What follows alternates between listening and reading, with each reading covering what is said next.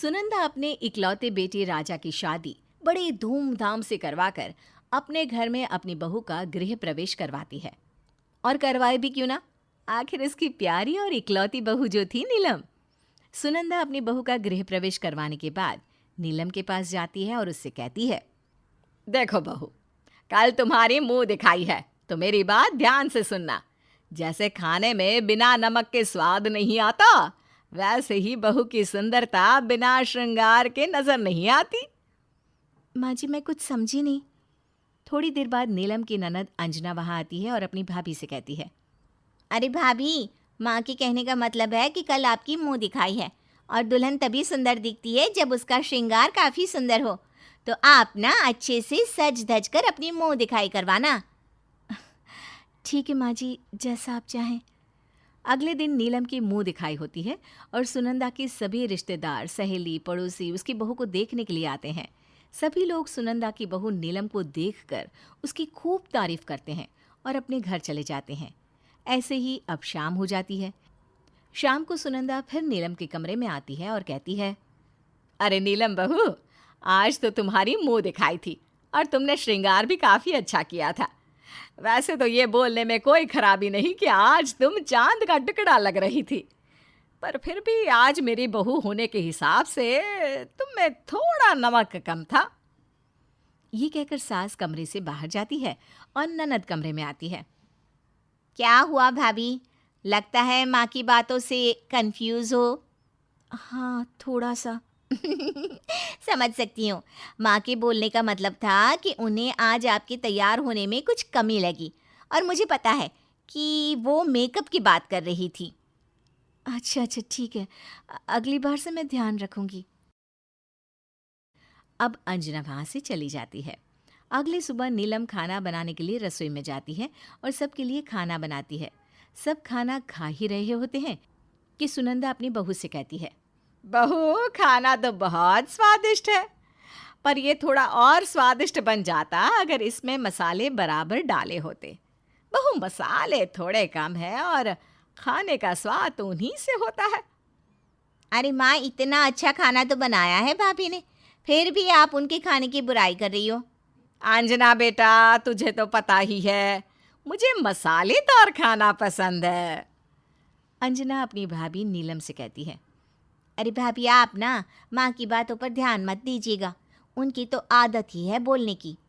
ये कहकर वो सब लोग खाना खाकर अपने अपने कमरे में सोने के लिए चले जाते हैं। और अब ऐसे ही कुछ दिन और बीत जाते हैं। एक दिन नीलम अपने घर में साफ सफाई का काम कर रही होती है कि उसकी सास सुनंदा नीलम से कहती है, अरे बहू, उधर देखो, उधर किनारे पर गंदगी है। कहाँ है माँ जी? अरे बहू, मैं दिखा तो रही हूँ तुझे, तो देख तो सही। तू ना कभी भी एक काम सही से नहीं कर सकती, हर काम में कोई ना कोई कमी छोड़ ही देती है। तभी तो मैं बोलती हूँ कि बहू में नमक कम है। ये कहकर सुनंदा अपनी बहू के साथ अपनी ही बातों पर ठहाके मार कर हंसने लगती है, क्योंकि अब नीलम को अपनी सास की आदतों का पता चल चुका था और वो ये जान चुकी थी कि सुनंदा को खुश कर पाना बहुत मुश्किल है। इसलिए इससे तो अच्छा यही होगा कि वो अपनी सास की हाँ में हाँ कर दे और सुनंदा की तकिया कलाम बहू में नमक कम है के साथ रहने की आदत डाल ले। फिर क्या था, अब नीलम को भी इन सब चीज़ की आदत पड़ चुकी। देखते देखते कुछ साल गुजर जाते हैं। एक दिन अंजना को देखने लड़के वाले आते हैं और उनके सामने सुनंदा अपनी बहू से कहती है, अरे बहू, हमारे मेहमानों को और कितना इंतजार करना पड़ेगा तुम्हारे हाथ के खाने के लिए। जी माँ जी, बस अभी लाती हूँ। ये कहते ही नीलम मेहमानों के सामने खाना परोस देती है। सब खाना शुरू करते हैं। तब अपनी बहू से सुनंदा कहती है, अरे बहू। इतना सुनते ही नीलम अपनी सास के सामने अलग अलग मसाले और नमक लाकर रख देती है और वहां से चली जाती है। जिसके बाद सुनंदा मेहमानों से कहती है, मेरी बहू सर्वगुण संपन्न है, उसके अंदर सभी गुण है, उसने इस घर को बहुत अच्छे से संभाल रखा है। वो सब बात कर ही रहे होते हैं कि इतने में नीलम वहां कुछ और पकवान लेकर आती है और नीलम को देखकर सुनंदा अपने मेहमानों से कहती है, मेरी बहू खाना तो बहुत अच्छा बनाती है, पर गलतियां बहुत करती है। जैसे बिना नमक के खाने में स्वाद नहीं आता, ठीक वैसे ही जब तक मैं अपनी बहू की किसी काम में मदद ना कर दूं, तब तक वो काम सही से हो ही नहीं पाता। ये सुनकर बेचारी नीलम उदास हो जाती है और फिर से किचन में जाकर काम करने लगती है। नीलम के जाने के बाद एक बार फिर सुनंदा मेहमानों से कहती है, बहू के सामने उसकी तारीफ करना अच्छा नहीं है, इसलिए मैंने ऐसा बोला है। जी हाँ, वो तो बिल्कुल सही है, पर हमारी अंजना भी कम थोड़ी ना है। हाँ, वो बात तो है, आखिर अंजना बेटी किसकी है? अंजना को लड़के वाले पसंद करके चले जाते हैं और अगले महीने अंजना की शादी की तारीख डल जाती है। देखते ही देखते 1 महीना भी बड़ी जल्दी बीत जाता है और अब अंजना की शादी का दिन करीब आ जाता है। अंजना की हल्दी वाले दिन सभी लोग खाना खा रहे होते हैं कि तभी नीलम अपने हाथों में फूलों की माला की थाल लेकर आ रही होती है। इसी बीच बेचारी नीलम का पैर फिसल जाता है और उसके हाथों से फूलों की माला की प्लेट नीचे गिर जाती है। तभी उन सभी मेहमानों में से एक औरत बोल पड़ती है, अरे नीलम बेटी, तुम्हारी सास तुम्हें बिल्कुल सही बोलती है। बहू में नमक कम है, साथ साथ तुम्हारा दिमाग भी कम है। तुम्हारी सास सही कहती रहती हैं, ना तो तुम खाना ठीक से बनाती हो और ना ही कोई काम ठीक से कर पाती हो। इतना सुनने के बाद नीलम की आंखों में आंसू आ जाते हैं। नीलम को रोता हुआ देखकर उसकी सास सुनंदा को जरा भी अच्छा नहीं लगता और उस औरत से कहती है, ये मेरी बहू है, इसको बोलने का अधिकार भी मेरा है। अरे तुम होती कौन हो इसको कुछ कहने वाली? अरे बहन, मैं तो आपकी बहू की वही गलतियां बता रही थी जो आपने मुझे गिनाई थी। मुझे मेरी बहू की गलतियां मत बताओ, मेरी बहू सर्वगुण संपन्न है। सुनंदा को अपनी तरफ से बोलता हुआ देख नीलम को खूब अच्छा लगता है। वो अपनी सास से कहती है, माँ जी, आज आप पहली बार मेरी साइड ले रही हैं। मुझे पता था आप मुझे बहुत प्यार करती हो, आप मेरी आंखों में आंसू नहीं देख सकती, और आज ये देखकर मुझे बहुत अच्छा लग रहा है। अपनी बहू को रोता हुआ देखकर सुनंदा की आंखों में भी आंसू आ जाते हैं। अरे बहू, मैं तो गलतियां इसलिए निकालती थी जिससे तुम मेहनत करना ना छोड़े, लेकिन ये ना समझ पाई कि उस सब के चलते मैं लोगों के बीच तेरी छवि बिगाड़ रही हूँ। बाकी मैंने तुझे कभी अपनी बहू समझा ही नहीं, तू तो मेरी सबसे लाडली बेटी है। ये बात सुनकर नीलम के चेहरे पर खुशी आ जाती है और नीलम अपनी सास के गले लग जाती है। उसको गले लगता हुआ देख सुनंदा नीलम से कहती है, बहू में नमक कम है, पर जैसी भी है मेरी बहू लाखों में एक है। इसके बाद सभी लोग अंजना की हल्दी को खूब एंजॉय करते हैं और बहुत जल्द अंजना की शादी हो जाती है। अब नीलम भी अपनी सास और उनके तकिया कलाम नमक कम है के साथ खुशी खुशी रहने लगती है। 60 वर्षीय सुमन अपने पोते अमन और उसकी बीवी किरण के साथ रहती है। अमन बहुत छोटा था जब उसके माता पिता की एक कार एक्सीडेंट में मृत्यु हो गई थी। बस तब से सुमन ने ही अपने पोते को पाला पोसा था। ऐसे ही एक दिन सुमन छत पर अचार बना रही होती है कि तभी वहां किरण आती है। दादी, आप फिर धूप में आ गई अचार बनाने, आपकी तबीयत खराब हो जाएगी। बहू, तुम मेरी फिक्र मत कर, पिछले 40 साल से मैं धूप में बैठकर अचार बना रही हूँ, मुझे कुछ नहीं होगा। अच्छा चल, अब मेरी थोड़ी मदद करवा दे। हाँ दादी, क्यों नहीं, बताइए। मैंने सारे ना आम काट दिए हैं और हल्की धूप भी लगा दी, तू बस इसमें मसाला भर दे। अब किरण अपनी दादी सास की अचार बनाने में मदद करने लगती है, साथ ही साथ वो अचार खाने भी लगती है। वैसे जो भी कहो दादी, आप जैसा अचार पूरे मोहल्ले तो क्या पूरे शहर में कोई नहीं बना सकता। सोचिए अगर आप इसे बेचने लगे तो मोहल्ले में तो सबकी दुकान बंद हो जाएगी। तुझे ना बस मक्खन लगाना आता है किरण। इतना बोलकर सुमन अपने अचार के कुछ डब्बे लेकर नीचे आती है। किरण भी अपनी दादी सास के पीछे जाती है और तभी उनकी एक पड़ोसन विमला वहां आती है। अम्मा, तुम फिर से अचार बना रही हो क्या? मुझे भी सिखा दो ना। मुझे तो आज तक समझ में नहीं आया कि आखिर तुम इतना स्वादिष्ट अचार बनाती कैसे हो। तू हमेशा आकर बस यही कहती है, अम्मा मुझे अपने जैसा अचार बनाना सिखा दो, और फिर गायब हो जाती है। अरे तू अचार बनाना तो तब सीखेगी ना जब मेरे पास आएगी। अम्मा तुम्हें तो पता ही है, घर में मैं अकेली हूँ, मुझे घर के कामों से ही फुर्सत नहीं मिलती। पर मैं इस बार आपसे वादा कर रही हूँ कि कल से पक्का आऊँगी, अगर टाइम मिल पाया तो। अच्छा अभी थोड़ा अचार तो दे दो मुझे, बच्चे स्कूल से आने वाले हैं, उन्हें खाने में देना है। विमला अचार लेकर वहां से चली जाती है और सुमन अपने अचार के डिब्बों को किचन में रखने लगती है। अब बताओ दादी, अब आपका क्या कहना है? ये मोहल्ले वालों का खाना आपके अचार के बिना पूरा तक नहीं होता, और आपको अभी भी लगता है कि मैं आपको बस मक्खन लगाती हूँ? सुमन किरण की किसी भी बात का कोई जवाब नहीं देती, अपने काम में लगी रहती है। ऐसे ही कुछ दिन बीत जाते हैं और एक दिन, अरे ये क्या, आज खाने में अचार क्यों नहीं है? अचार खत्म हो गया है क्या दादी? दादी ने सारा अचार मोहल्ले वालों को बांट दिया, वो भी फ्री में। दादी आप कितनी भोली हो, आपने फ्री में सारा अचार बांट दिया और मेरे लिए कुछ क्यों नहीं बचाया? आप जानती हो ना मुझे आपके हाथों का अचार कितना पसंद है, और खाने में मुझे भले ही कुछ ना मिले पर आपके हाथों का बनाया अचार जरूर चाहिए। बेटा मैंने तुझे बचपन से पाला है, क्या तुझे सच में ऐसा लगता है कि मैं अपने पोते के साथ ऐसा करूंगी? तेरी बीवी ही बस तुझसे मजाक कर रही है। ये ले पकड़ तेरा अचार। अचार मिलने के बाद अमन चटखारे ले लेकर अचार के साथ खाना खाता है।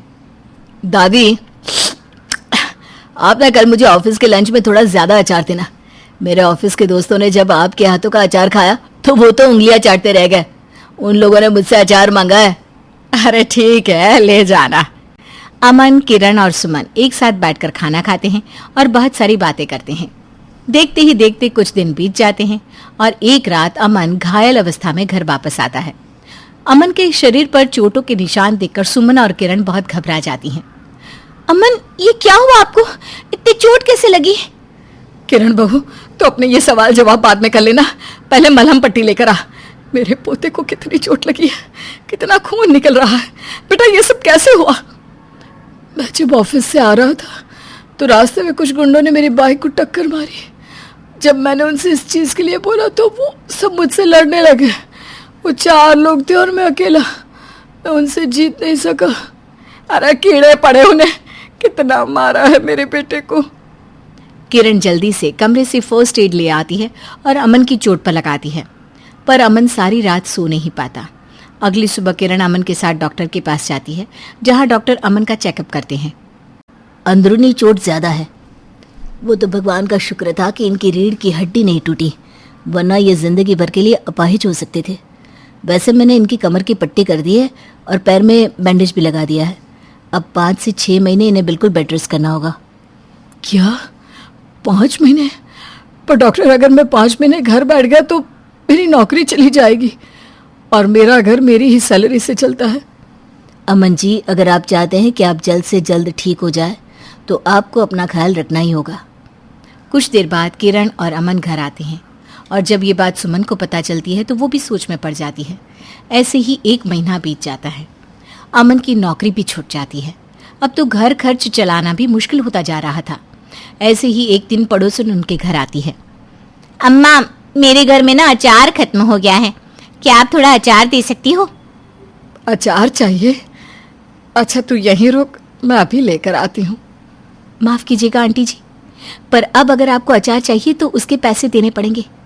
आधा किलो के 50 रुपये और 1 किलो के 100। किरण बहू अब तो हमसे पैसे लेगी?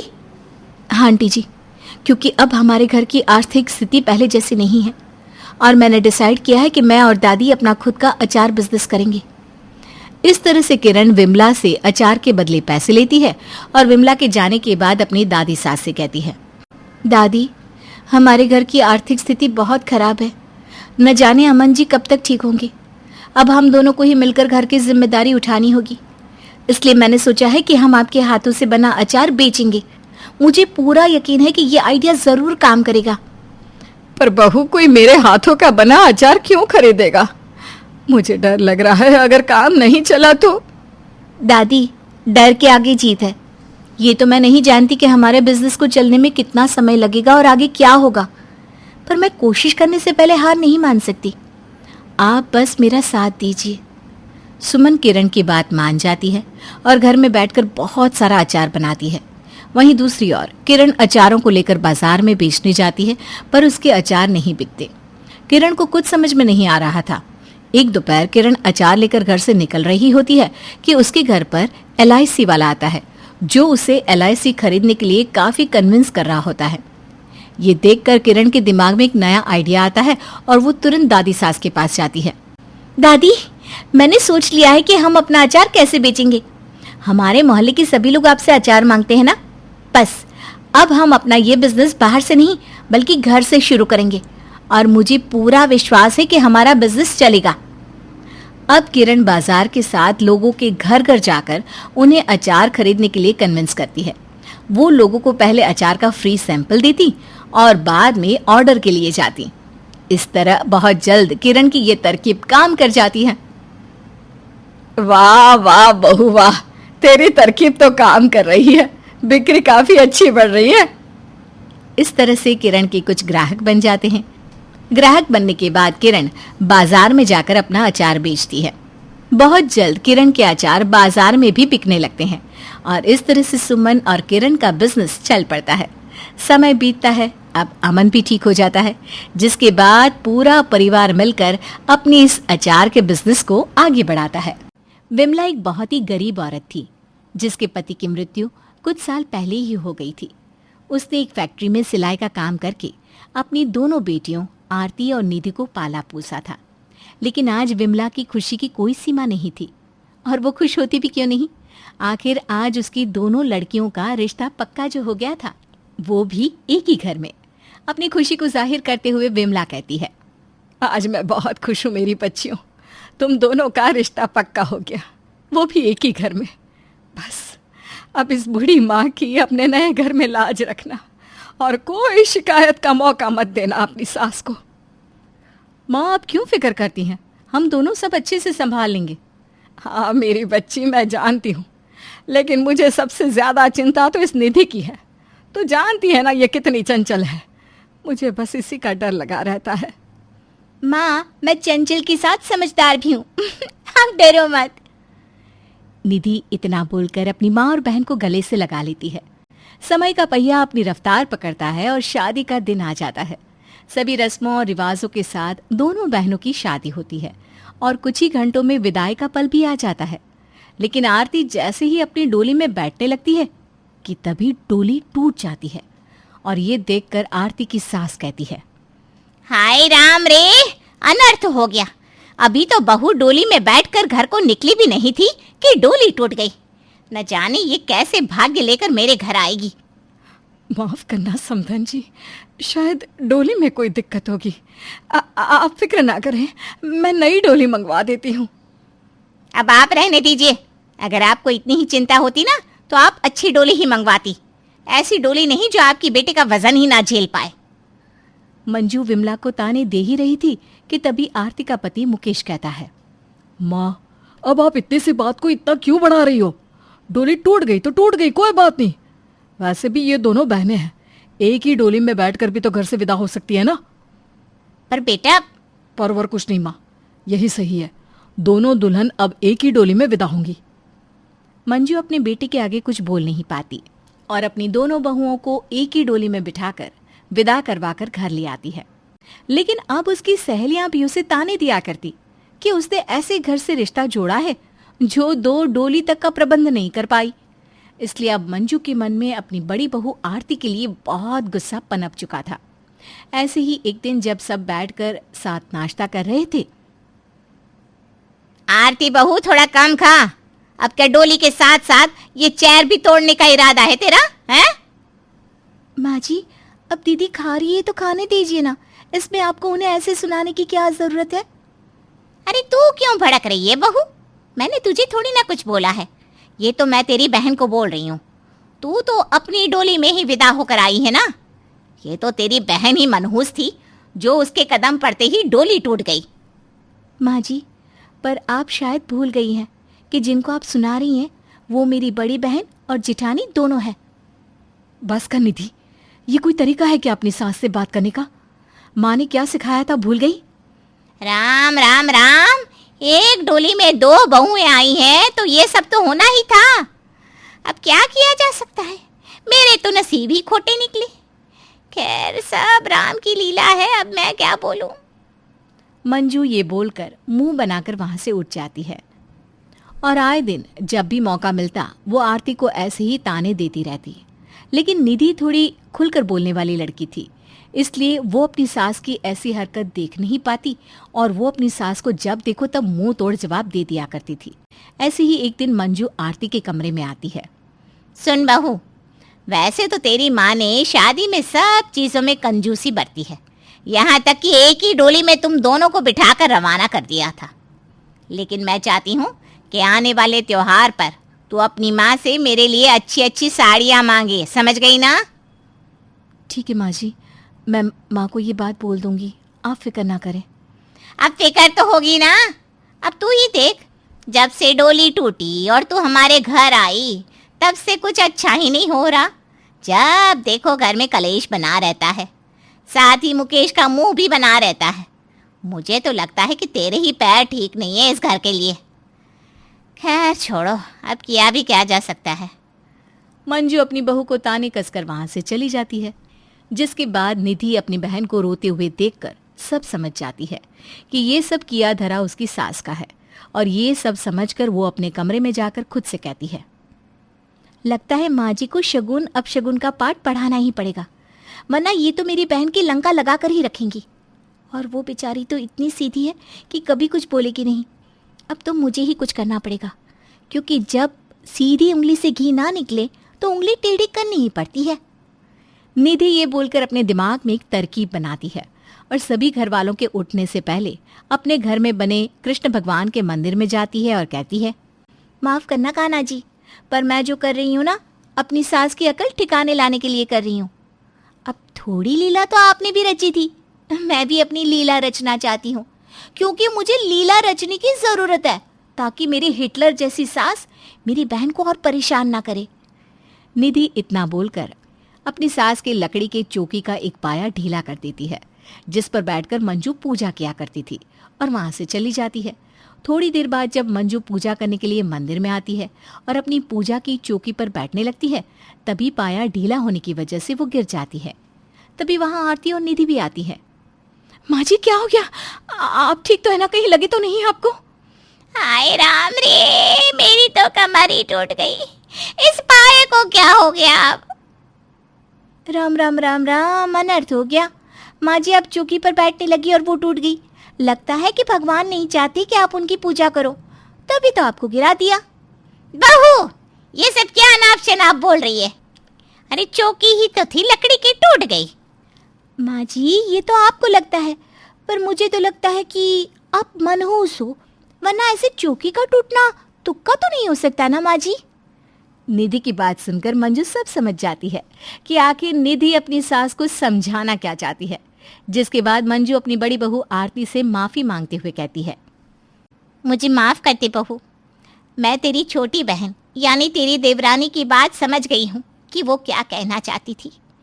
जैसे ये चौकी टूटने से मैं अपशगुनी नहीं हो जाऊंगी, वैसे ही एक डोली टूटने से मैं तुझे मनहूस कैसे समझ सकती हूँ। मुझे माफ़ कर दे बहू, मुझसे बहुत बड़ी गलती हो गई।